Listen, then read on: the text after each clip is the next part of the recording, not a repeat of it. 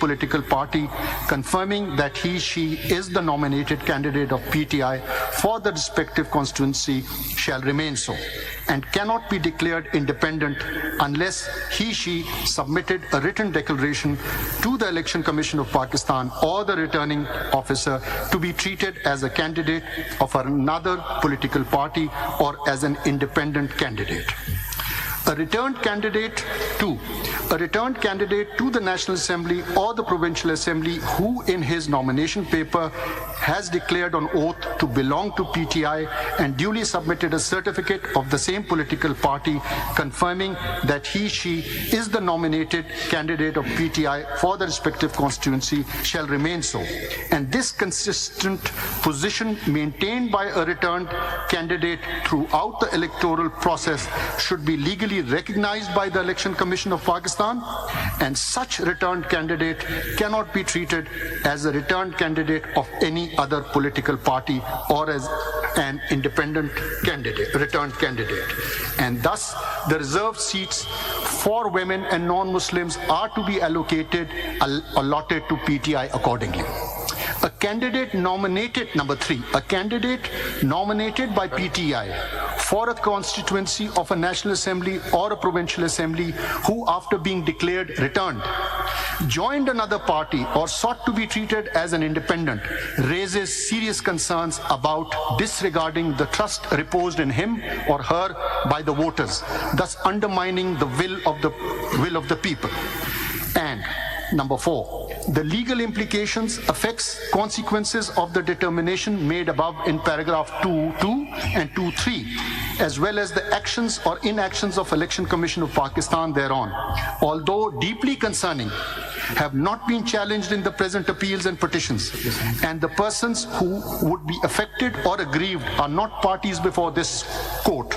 Therefore, issuing a definite direction to the Election Commission qua the allocation of specified number of reserved seats for women and non-Muslims to a political party in the National Assembly and the Provincial Assembly would not be legally appropriate. Accordingly, the Election Commission of Pakistan is directed to decide the allocation of reserved seats for women and non-Muslims to political parties in the National Assembly and the Provincial Assembly in the light of the determinations made herein above, after providing opportunity of hearing to the parties concerned, and if required, revisit its earlier decisions on the matter. The needful be done within 7 days of receipt of this order. Thank you. Thank you. Justice Aminuddin Khan sir. For the reasons to be recorded later, I dismiss the appeals, petitions, as well as CMAs, and the judgment of the Peshawar High Court is upheld. Has anyone agreed with you?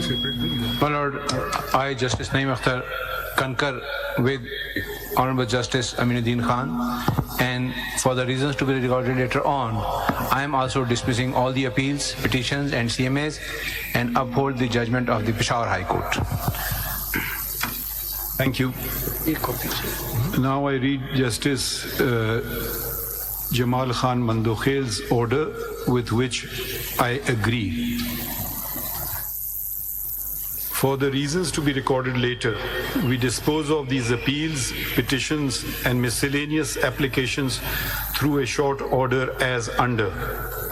These matters involve a controversy regarding the allocation of seats reserved for women and non-Muslims. The Sunni Ittihad Council, SIC, did not contest the general elections of the year 2024. SIC, which demands allocation of reserved seats on account of inclusion of independent parliamentarians in it, did not secure a single seat in the National Assembly or any of the provincial assemblies, nor submitted a list of its candidates for seats reserved for women and non-Muslims. Thus, it is not entitled to any of the reserved seats either in the National Assembly or in the provincial assemblies. The impugned judgment in order dated 1st March 2024 of the Election Commission of Pakistan, hereinafter ECP, to such extent is upheld. Under Article 51 within bracket 3 of the Constitution of the Islamic Republic of Pakistan, the total number of seats in the National Assembly is 6, out of which 60 seats are reserved for women and 10 seats for non-Muslims. Such right of women and non-Muslims has been guaranteed by the Constitution. They shall be elected in accordance with law through proportional representation system of political parties list of candidates on the basis of total number of general seats secured by each political party from the province concerned in the National Assembly and the provincial assemblies as provided by Article 51 within bracket 6 clauses D and E of the Constitution. Therefore, they cannot be deprived of their such right by leaving these seats vacant, and all reserved seats shall be filled in as provided by Article 224(6) of the Constitution. The impugned judgment of the High Court and the said order of the ECP to the extent of proportional representation, distribution of seats amongst the parties which won and secured seats is also maintained. However, since the ECP calculated and allocated the seats to the parties by the exclusion of the Pakistan Tehreek-e-Insaf, PTI, candidates, therefore to such extent the impugned judgment of the High Court and the order of the ECP are set aside. During the hearing, it transpired that a number of candidates had submitted their nomination papers with a declaration on oath that they belonged to PTI, supported by an affiliation certificate of the said party. But some did not submit affiliation certificates of PTI. They are members of national and respective provincial assemblies affiliated with PTI. The ECP, by misinterpreting the judgment of this court dated 13 January 2024, which was regarding non-holding intra-party elections in PTI, wrongly mentioned the said candidates of the PTI as independents in Form 33 of the election rules. The ECP had no authority to declare validly nominated candidates of a political party to be independent candidates. Similarly, a candidate once declared himself or herself as a candidate of a political party could not subsequently resile from his candidature of a particular party after the last date of withdrawal of the nomination papers.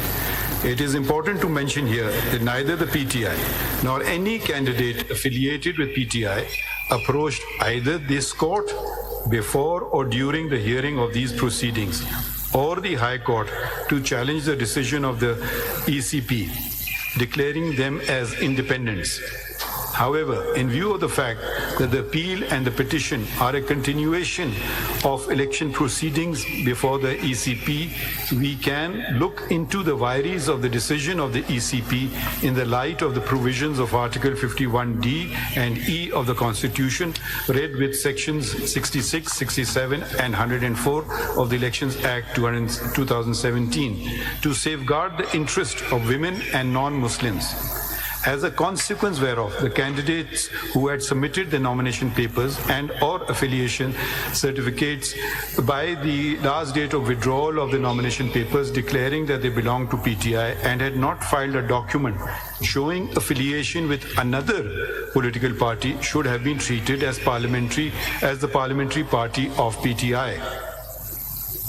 But needful was not done by the ECP.